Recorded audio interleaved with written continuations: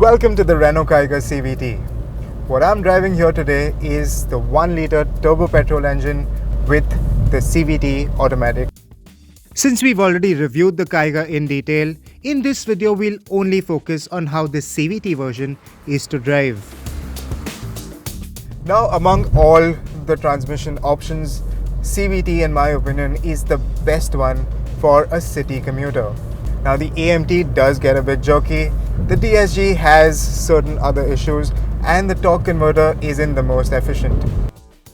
Not to get too technical, but the CVT or the continuously variable transmission uses a set of belts and pulleys which constantly adapt as per the driver's driving style and load on the engine, as opposed to other transmission types that shuffle between fixed gear ratios. This results in a seamless drive experience and good fuel economy too.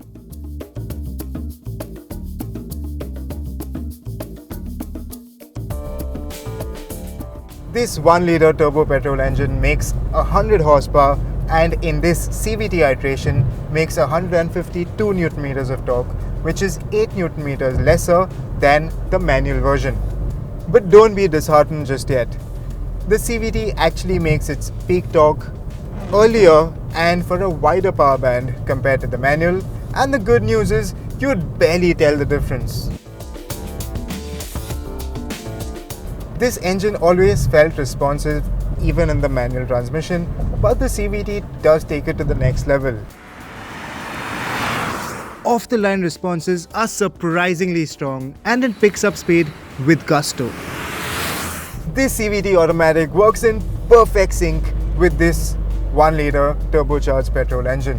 What's nice is that the inconsistencies in the power delivery of this 1-litre turbocharged petrol engine are nicely masked by the CVT. The power flows in a very smooth, a very linear, and a very consistent manner in this CVT iteration.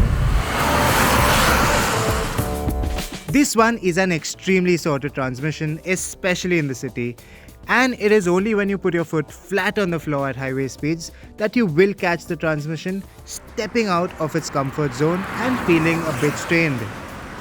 And it is in such scenarios where you can feel that typical CVT rubber band effect, or where the revs rise and the engine becomes loud but there isn't a corresponding increase in speed.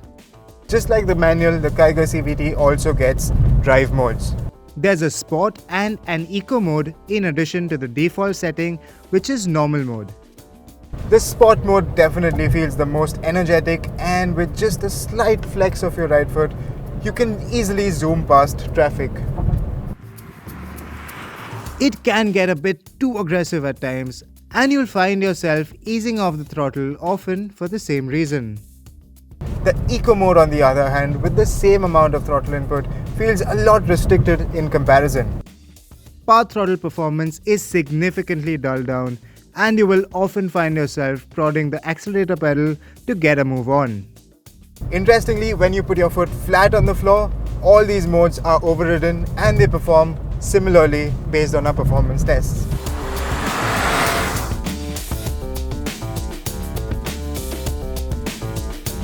There's no manual mode to speak of, and when you want a greater degree of engine braking, or simply when you are driving in a hilly region with passengers and luggage, there is a low mode wherein the transmission offers the maximum possible torque. Can you drive flat out in this mode? Yes, you can reach its top speed of 154 km per hour. However, you'll hear a prominent whine from the transmission in this mode, which isn't a pleasing sound. So this mode is best used on the hills when you need that immediate torque, but not on a regular basis. And going by the ARAI rating of 18.24 km per litre, the CVT's convenience doesn't come at the cost of fuel economy either.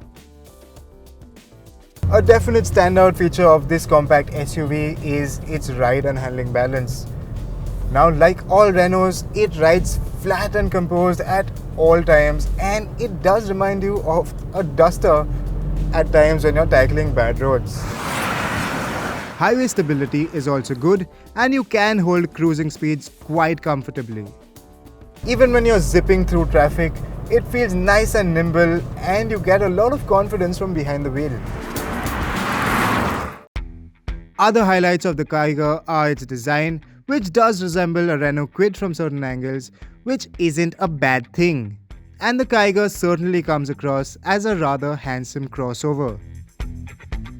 The interiors are neatly laid out with a cabin design and a greater focus on storage and practicality, with ample pockets and compartments to speak of. The seating position is high and the seats are quite comfy, although I'm not a fan of some of its ergonomics, especially the position of the driver's side power window switches, which are simply placed too far behind. It's quite spacious at the back too, and with a best-in-class 405-litre boot, this Renault ticks the space and practicality box. Before signing off, here's a look at the features this top-spec RXZ dual-tone version packs in.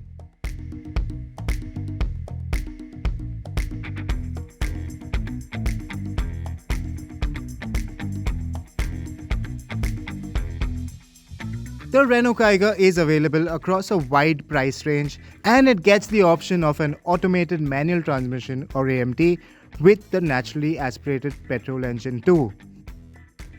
We've got this query very often whether one should go for the 1-litre naturally aspirated petrol engine with the AMT or spend more and go for the 1-litre turbocharged petrol engine with the CVT transmission.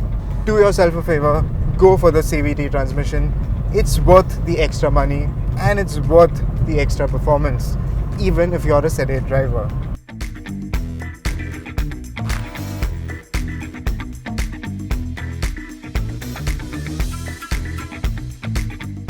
In conclusion, the Turbo CVT is the best version of this Renault crossover, and if the Kiger is the compact SUV of your choice, the CVT is the one you should go for.